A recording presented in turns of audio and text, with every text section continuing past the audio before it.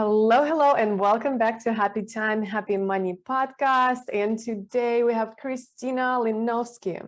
She is a forward-thinking publicity strategist and educator for entrepreneurs, speakers, and authors looking to expand their credibility and go from best-kept secret to go-to expert in the industries through being a guest on others people podcasts. Christina lives in Boise, Idaho with her husband and a daughter. Hi, and welcome, Christina.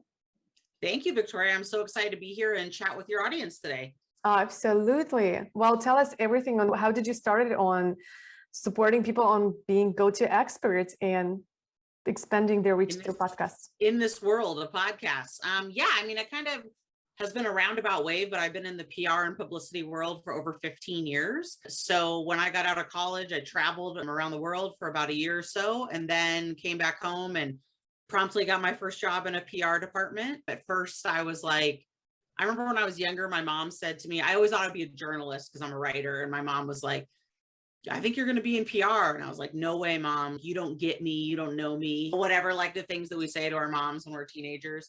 And turns out she was exactly right, because PR was the perfect blend for me of writing and being able to be really social, which is how I am and what I am naturally. I'm a natural extrovert.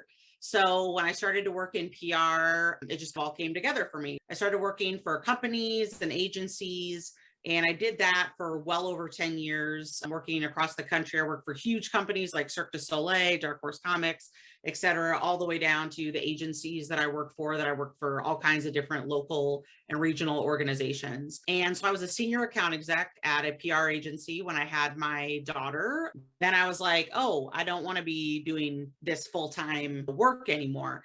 And so I did what a lot of us out here have probably done, which is I was like, you know what, I'll just start my own business, my own online business or whatever.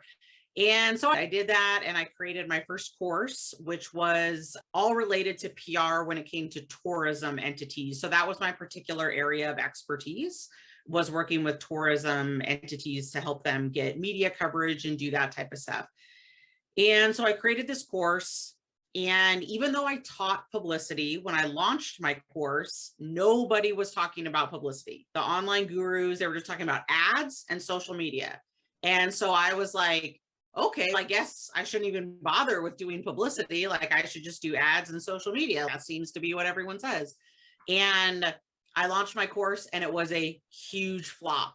Like, I didn't sell well. It didn't go great. And I was like, oh, okay. I spent a ton of money on ads, stuff like that. And so I said, okay, the next time I launch this course, I'm doing it my way. So I'm not going to be buying ads. I'm not going to be doing this other stuff, but I am going to be getting out there and getting my name out there and doing that type of work. And so I did.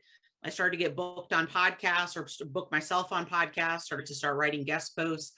And the difference that I saw on the launch was just monumental. People actually seeking me out, me not feeling like I was constantly chasing people, but them coming to me, and I wasn't paying anything for this. I'm not paying to be on podcasts. I'm just bringing value and guidance to the listeners.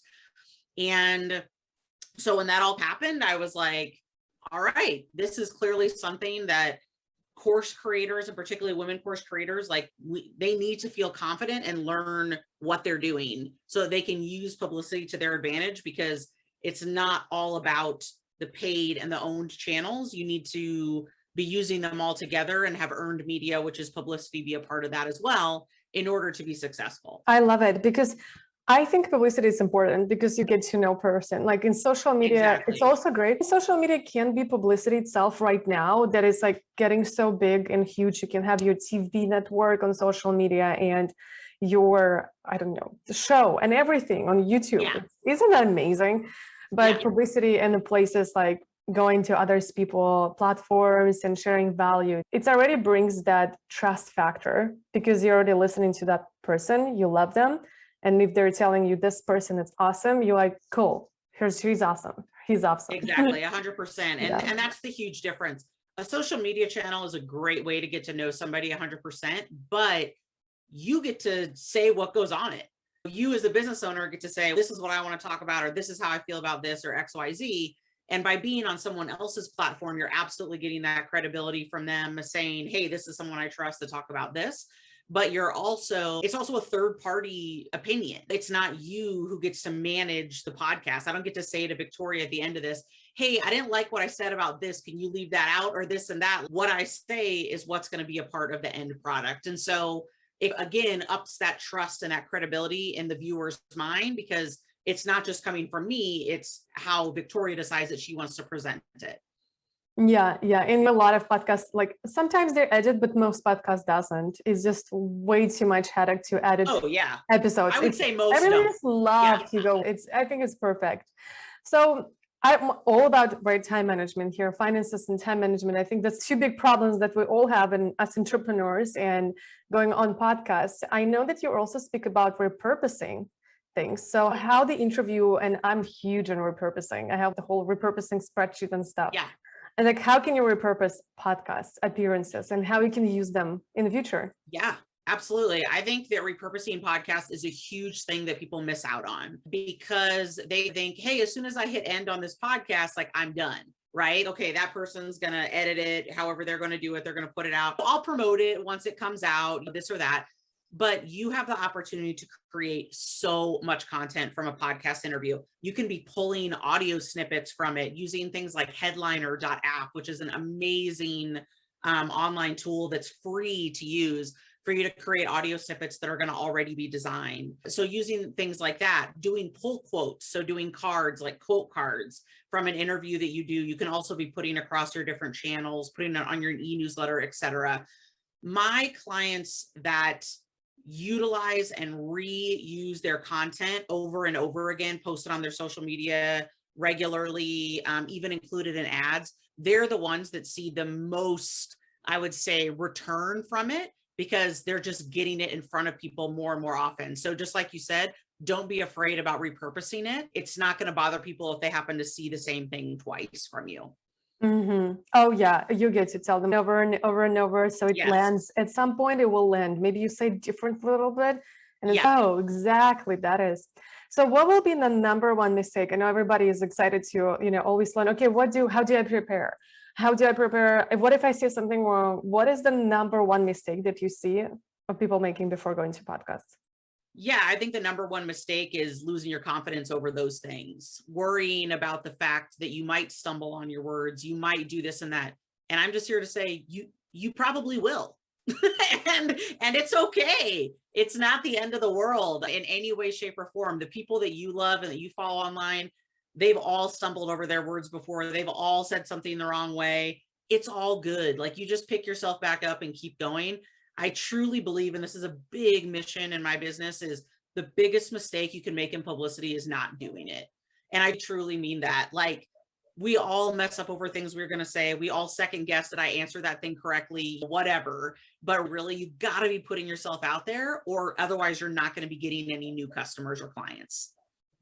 Awesome. Thank you so much. Thank you so much, Christina. The last question that I always ask on this podcast, and it's fill out the blank sentence. So fill out the blank for me. If you really knew me, you will know that I am blank.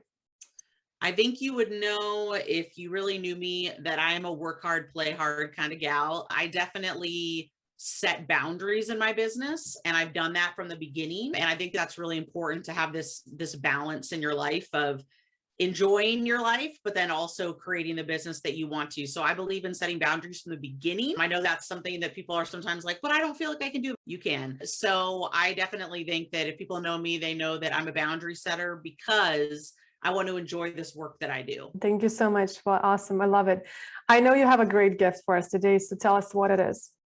Yeah, so we have a podcast guest checklist that's available for your listeners to download. And what it is, just letting you know where you are in the podcast guest process. If you're ready to just get started pitching, or maybe you need to gather up a few more assets before you start doing, it's a great, quick, easy thing for you to take a look at. And you can find that in the show notes, I believe.